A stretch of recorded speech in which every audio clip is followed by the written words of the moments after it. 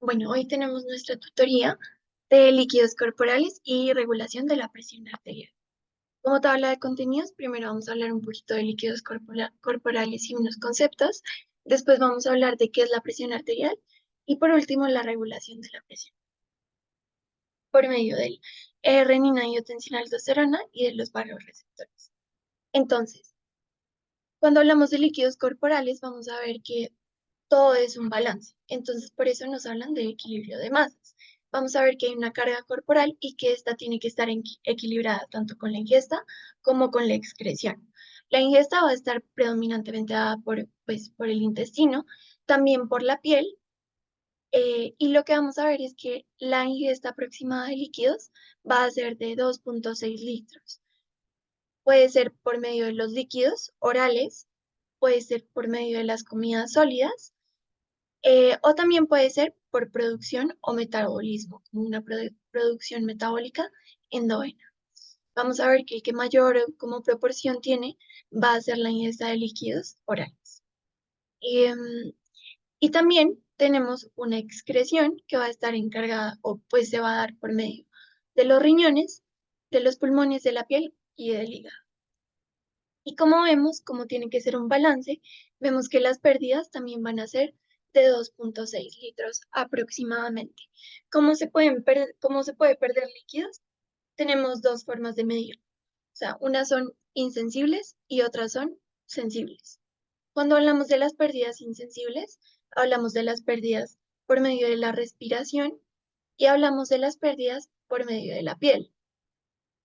Con la piel podemos perder líquidos de dos formas. Podemos perderla por transpiración o por la diaforesis, que sería como el sudor, ¿sí? Y las pérdidas sensibles van a ser por medio de las heces y por medio de la orina. La orina va a ser la que como mayor proporción tiene. Entonces vemos que esta carga corporal tiene que estar en equilibrio y que la persona aquí en la imagen está parada en una balanza y que esto está equilibrado por medio de la renina, angiotensina, aldosterona y también por medio de la ADH, que es la hormona antidiurética. Esta la vamos a hablar en la próxima tutoría y esta sí la vamos a hablar. Entonces, ¿qué nos dice el equilibrio de masas? Que la carga corporal, que el equilibrio de masas va a ser la carga corporal que ya existe más la ingesta o la producción metabólica de los líquidos menos la excreción. Y tenemos que estos líquidos se tienen que distribuir de una forma. Entonces tenemos que el agua corporal total se va a dividir en dos compartimentos principales que están determinados tanto por factores fisiológicos como por factores anatómicos. El agua total corporal va a ser en un adulto como promedio, va a ser aproximadamente de 60%. Esto nos da 40 a 42 litros. Y esto se va a dividir en dos. En líquido extracelular, que va a ser el 20%, y el líquido intracelular, que va a ser el 40%. Cuando hablamos de líquido extracelular, lo vamos a dividir en tres grupos. En el líquido transcelular, en el líquido intersticial, que va a ser el que está entre las células, no adentro, sino entre las células, y el plasma. Y el líquido intracelular, ese sí va a estar dividido entre el tejido y entre los glóbulos rojos, y ese sí es el que está adentro de la célula. Y cuando hablamos del líquido transcelular, que es como el más, como el menos conocido, vamos a ver que este está en el líquido sinovial. ¿Saben qué es el líquido sinovial o dónde se puede encontrar el líquido sinovial?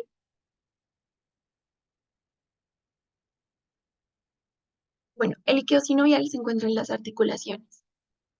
El líquido peritoneal, que va a estar en la cavidad abdominal, líquido pleural, como vimos, entre las dos pleuras, el líquido cefalorraquídeo, que va a ser el líquido que está en el sistema nervioso central, y el líquido pericárdico.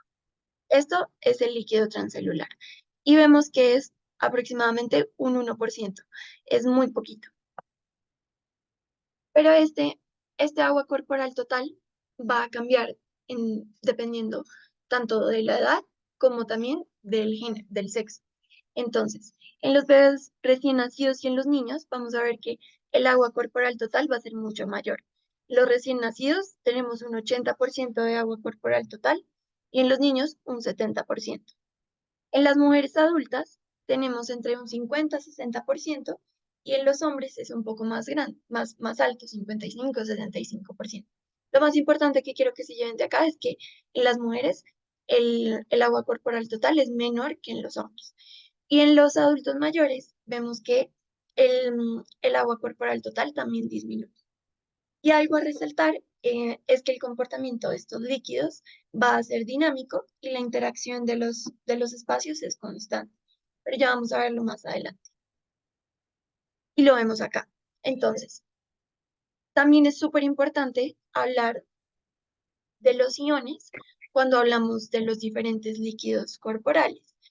Tenemos que en el líquido extracelular, nuestro ion predominante va a ser el sodio. Pues como la concentración o el valor normal va a ir de 135 a 145.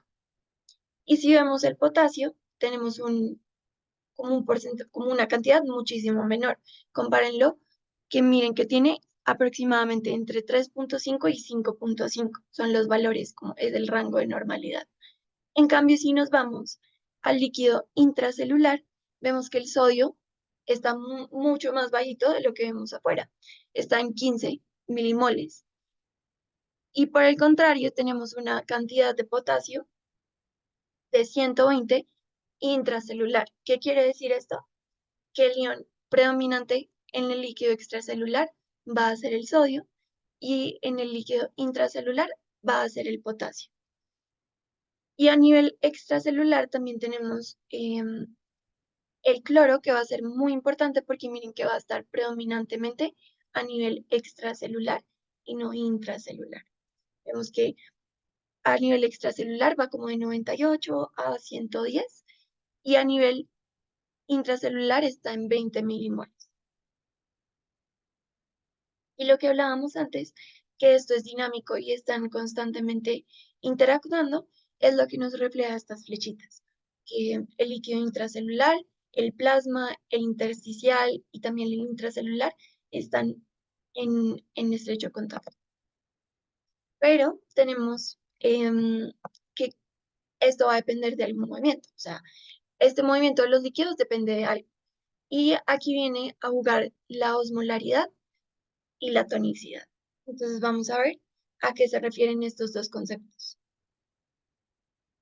Cuando estamos hablando de tonicidad, estamos hablando de una característica o de sí, como de una característica de una sustancia, de una capacidad de una sustancia.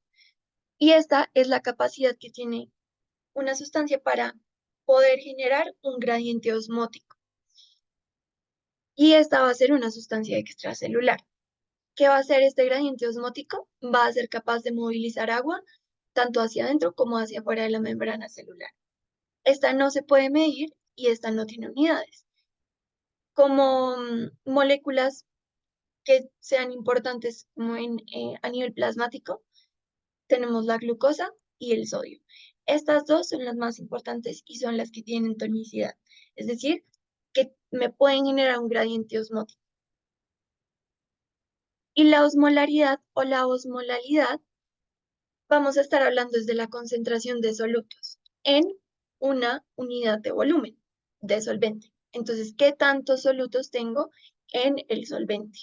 Y aquí vamos a tener en cuenta todas las moléculas que están libres en una solución.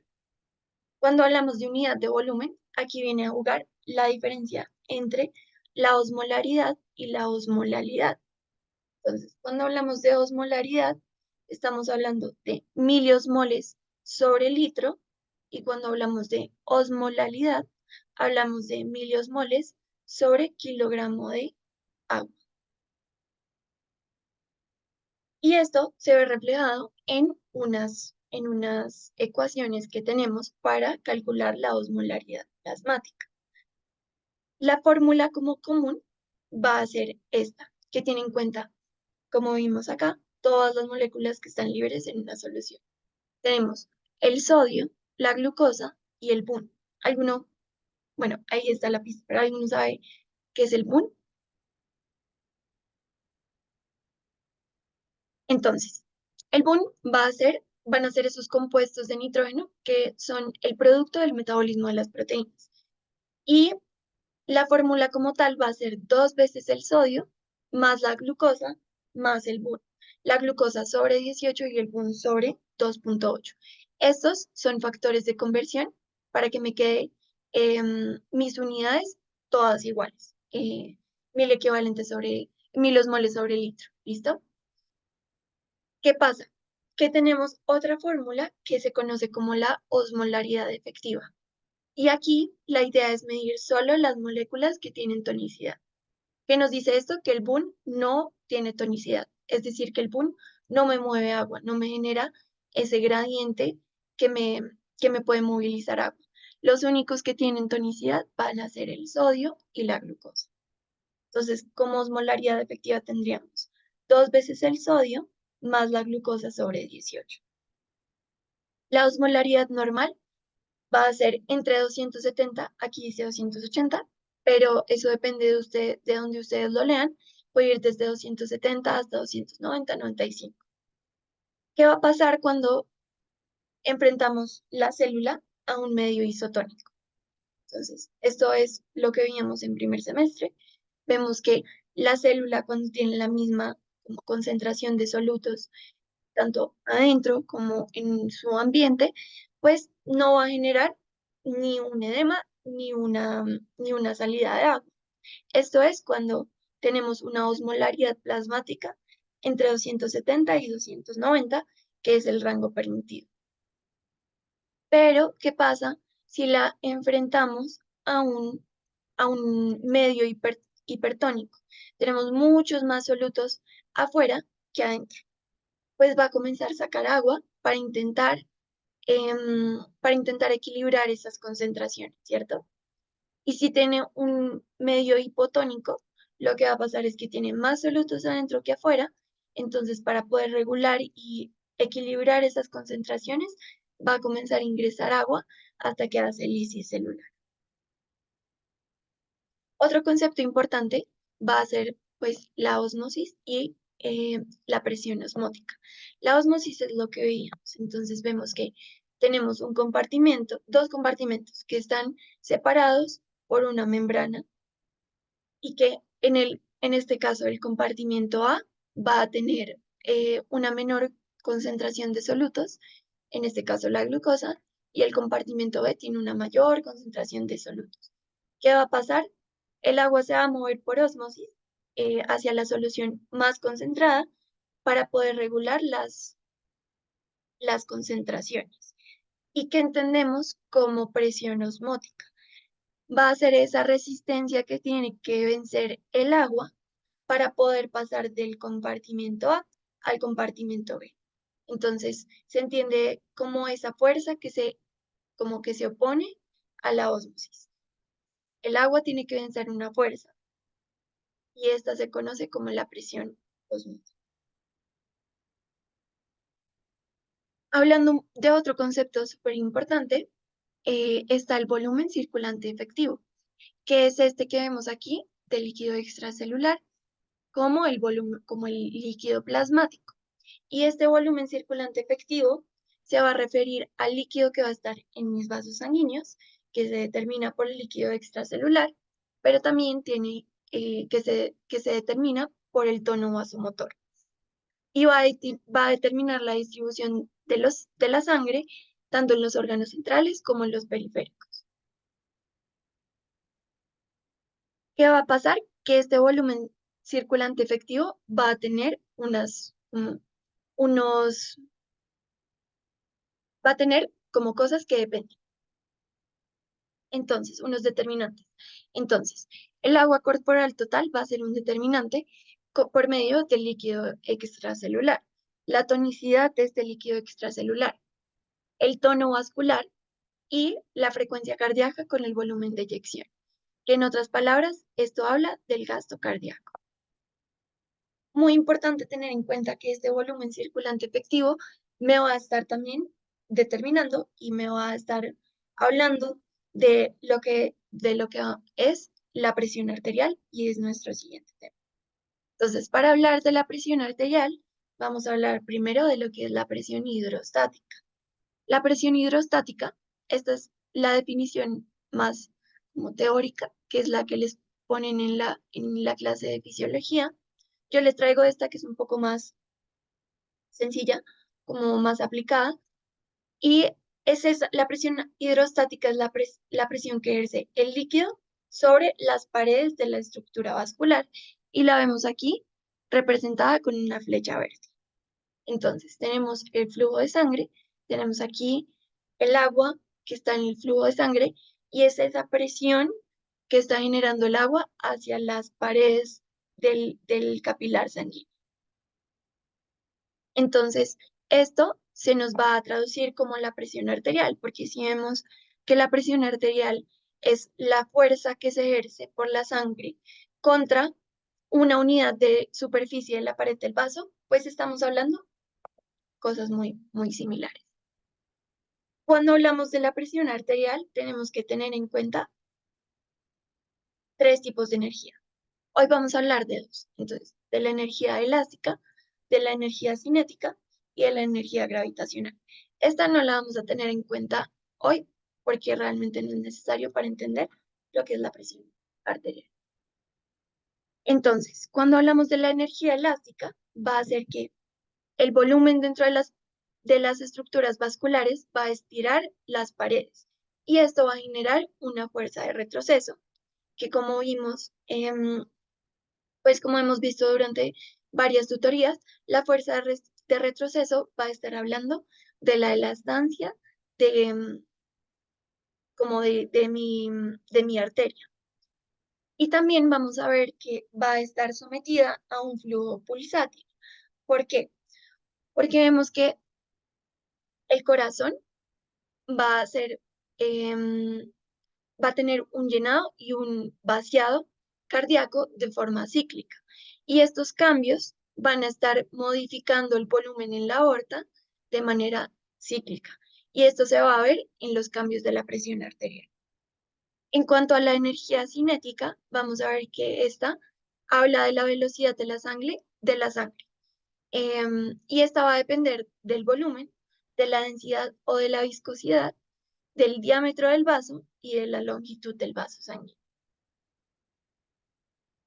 Entonces, cuando hablamos de la presión arterial, pues nos han dicho, sí, la presión arterial, los valores normales son 120/80, el primer valor te habla de la presión sistólica, el segundo valor te habla de la presión diastólica. Pero realmente, ¿qué significa y qué estamos midiendo cuando medimos la presión arterial? La presión sistólica, vamos a ver que se da por la sístole ventricular. Cuando la sístole ventricular ocurre, va a haber entrada de sangre a las arterias. Esto va a generar una distensión de las paredes, que se da por el compliance aórtico. Y este compliance va a permitir que se aumente la presión, porque se aumenta el volumen, hasta un valor de 120 milímetros de mercurio, que es lo que vemos acá, la presión sistólica. ¿Qué pasa? Que tenemos un flujo pulsátil, ¿no? Pero este flujo pulsátil tiene que volverse un flujo constante porque la aorta no puede recibir la sangre y solo vaciarse. Entonces, después de que se cierra la válvula aórtica, la presión en la aorta va a disminuir lentamente durante toda la sístole.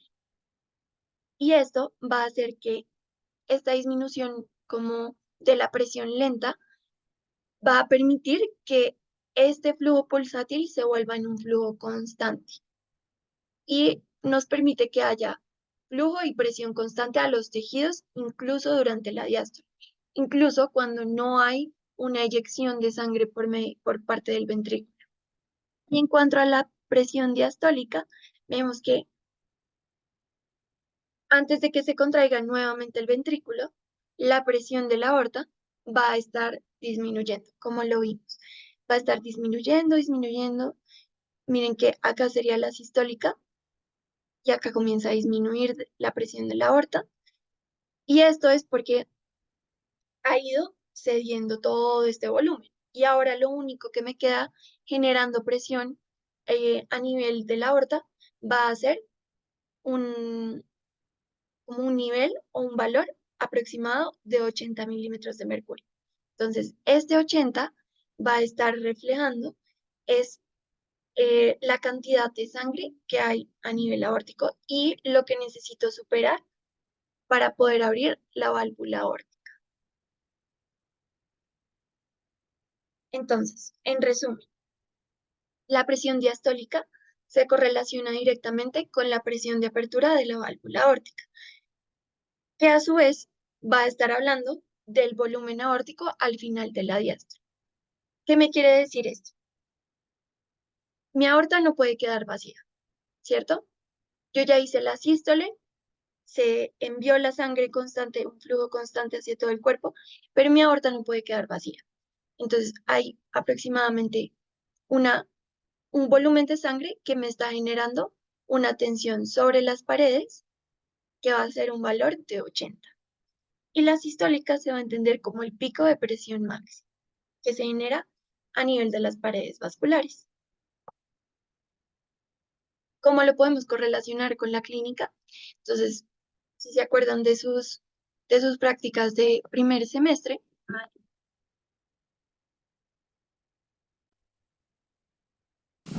vamos a ver que cuando medimos con el esfigmomanómetro, digamos, acá lo ponen hasta 150 y vamos a escuchar los ruidos de Korokov. El primero que escuchamos acá es el primero que logró vencer la resistencia del esfigmomanómetro. ¿Listo? Entonces, ese es el más alto.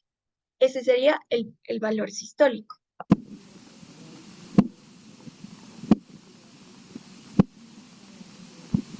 Y el último que escuchamos, que estaba aquí como en 78, vemos que ahí ya se igualaron la presión que estoy ejerciendo con el brazalete a la presión de la arteria.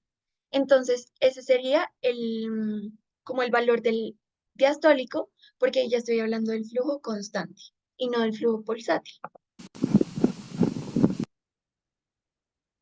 Listo. ¿Y cómo vamos a controlar la presión arterial? Lo podemos hacer por medio o de los vasoreceptores o por medio de la renina-angiotensina aldosterona. Entonces, cuando hablamos de los vasoreceptores, vamos a estar hablando del sistema nervioso autónomo, que tenemos simpático, parasimpático. En el simpático, vamos a ver que este es el más importante para regular la presión arterial y que este va a estar inervando las arterias, las arteriolas, las venas y las venas. El parasimpático nos va a estar ayudando sobre todo con la regulación de la frecuencia cardíaca. Entonces, ¿qué pasa en condiciones normales? Cuando hay una estimulación constante de estas fibras nerviosas simpáticas para generar un tono vasoconstrictor simpático por medio de unas descargas lentas. Y estos impulsos van a mantener un estado parcial de contracción de los vasos sanguíneos. Es decir, que nosotros en nuestro estado normal no tenemos los vasos sanguíneos completamente relajados, sino que estos tienen un tono vasomotor.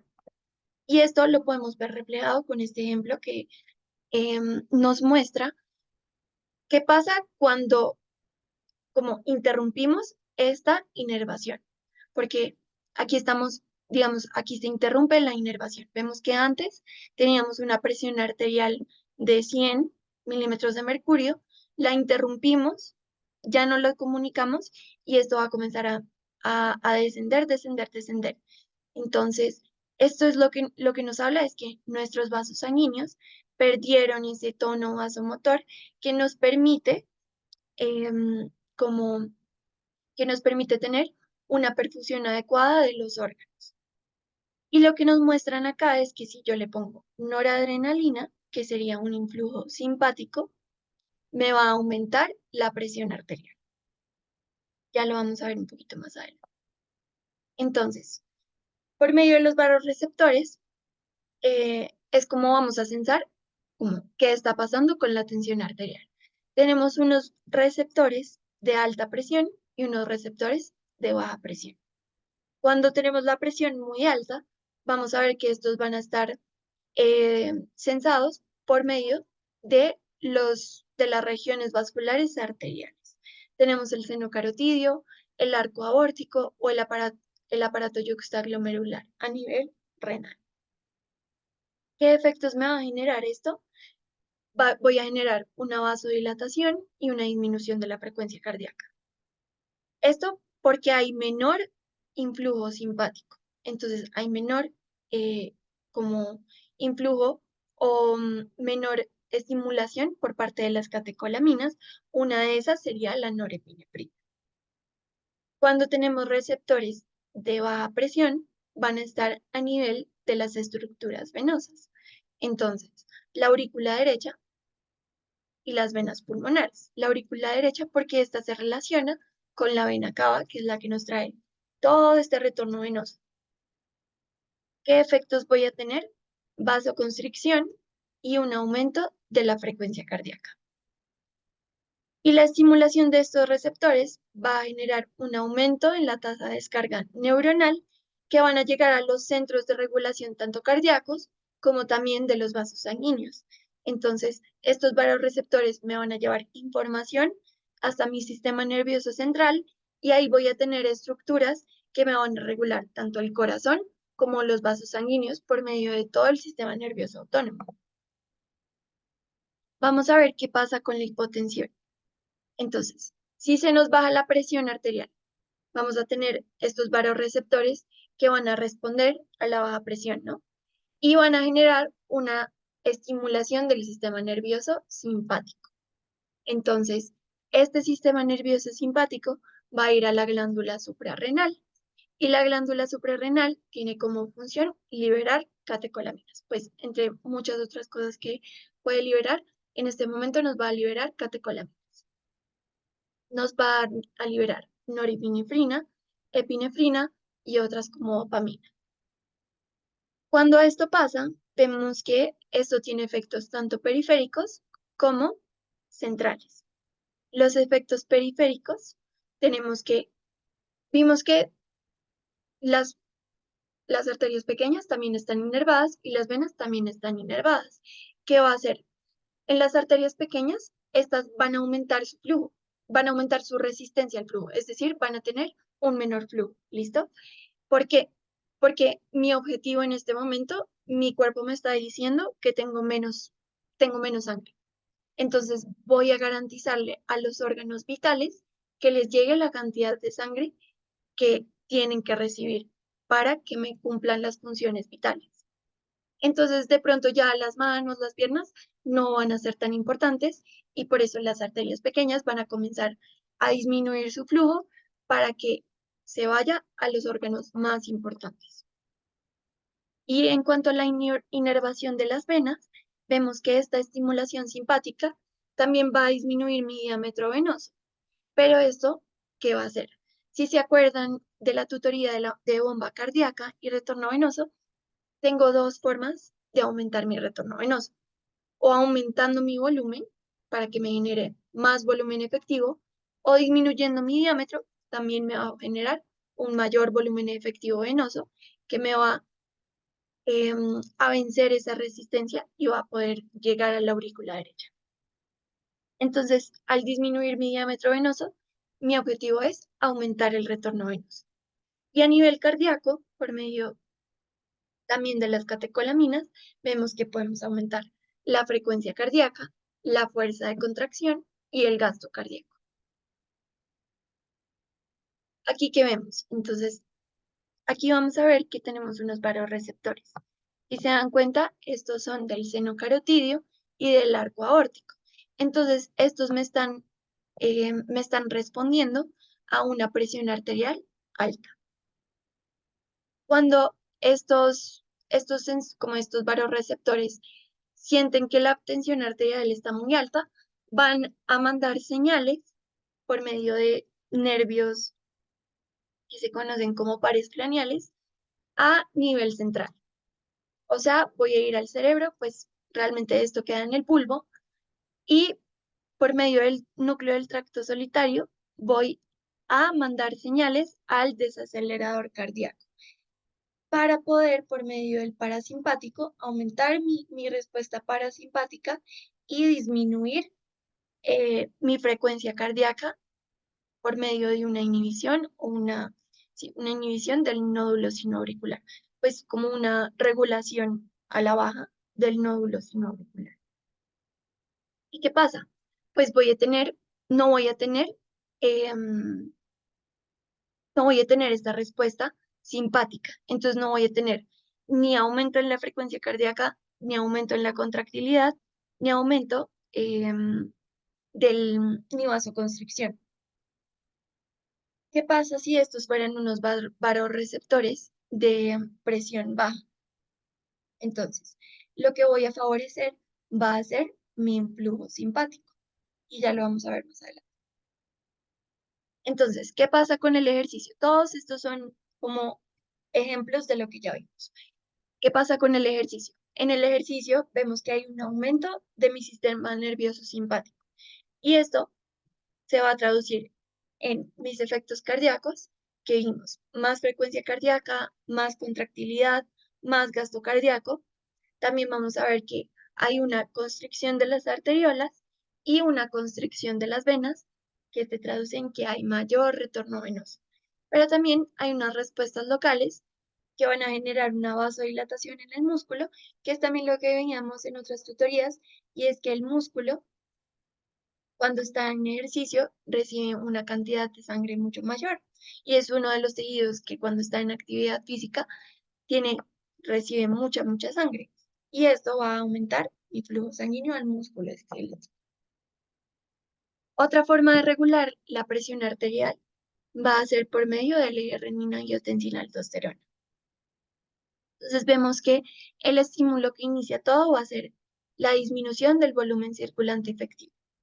Esto va a ser sensado por los riñones. ¿Qué van a hacer los riñones? Van a secretar la renina. Y la renina va a ser una enzima que va a ir hacia el angiotensinógeno a romperlo hacia angiotensina 1.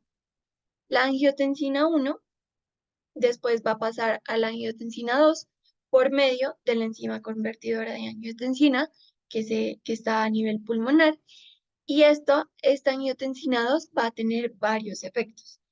El primero, como dice su nombre, va a generar vasoconstricción y esto va a disminuir el flujo de los riñones, el flujo sanguíneo renal.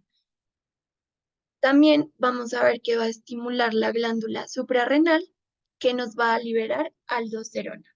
Y la aldosterona a nivel renal lo que va a hacer es que se va a guardar más sodio y más agua. O sea, voy a excretar menos sodio y menos agua. Por medio de estos dos mecanismos estoy excretando menos sodio y menos agua. Pero también la angiotensina 2 puede tener un efecto central a nivel hipotalámico por medio de la ADH, que es lo que les contaba que vamos a hablar más adelante en otra tutoría. Entonces, vimos la función de la renina es es la enzima que me vuelve el angiotensinógeno a angiotensina 1. La enzima que me vuelve angiotensina 1 a angiotensina 2 es la enzima convertidora de angiotensina, la ECA.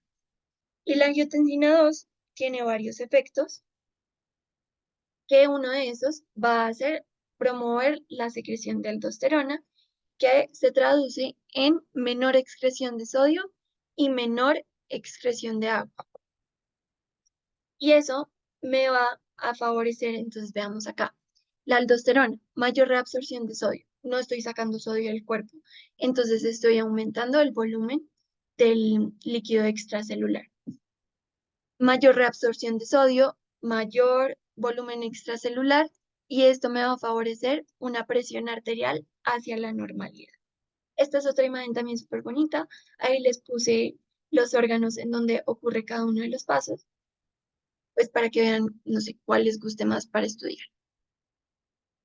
¿Y qué pasa entonces en una situación clínica en donde haya una hemorragia? Tenemos una presión arterial disminuida y nos vamos a centrar en estos dos mecanismos. Tenemos el reflejo vasoreceptor, vamos a tener un aumento del sistema nervioso autónomo simpático. Entonces ya vimos nuestros efectos del sistema nervioso simpático. Aumento la frecuencia cardíaca, aumento la contractilidad, por medio de esto aumento el gasto cardíaco. También voy a tener una constricción de las venas, que me va a estar aumentando mi retorno venoso.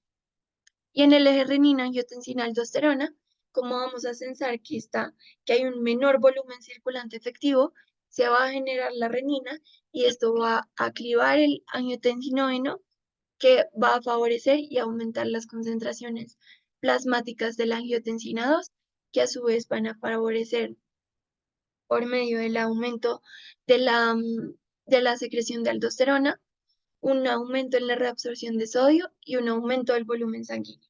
Y esto me va a ayudar a volver a la normalidad de mi tensión arterial. Otro escenario clínico va a ser la hipervolemia. ¿Qué pasa con la hipervolemia? Cuando tengo un volumen sanguíneo aumentado, voy a tener un mayor retorno venoso, ¿cierto? Entonces me está llegando más sangre a mi aurícula, a mis aurículas. Y estas aurículas van a comenzar a estirarse y a estirarse y a estirarse. Cuando se estiran, ellas van a soltar unas sustancias, sobre todo la que quiero resaltar acá es el péptido natriurético auricular. Y esto me va a generar una mayor excreción de sodio y una mayor excreción de agua.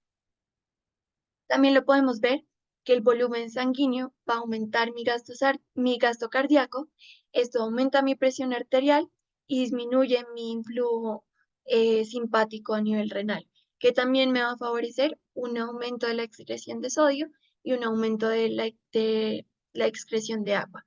Y esto va a tender a regular mi presión arterial. Bueno, ¿alguno tiene alguna pregunta? Eso es lo que tenía preparado para hoy. No sé si quieran que nos devolvemos alguna diapositiva.